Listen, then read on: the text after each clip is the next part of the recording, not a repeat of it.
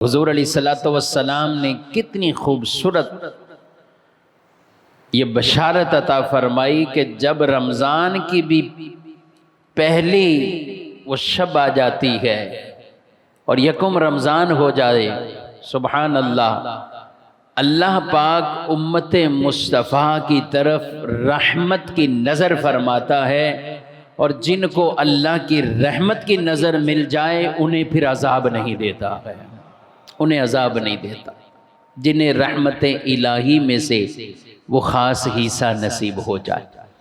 تو رمضان کا تو سارا سال ہی انتظار کرنا چاہیے۔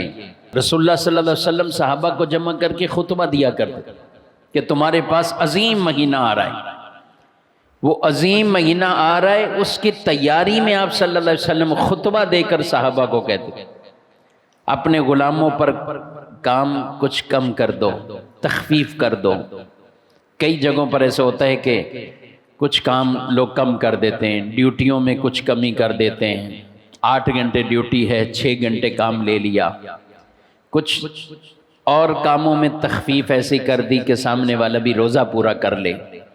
تو اپنے غلاموں کو آپ صلی اللہ علیہ وسلم نے وہ فرمایا لوگوں کو کہ اپنے غلاموں کو،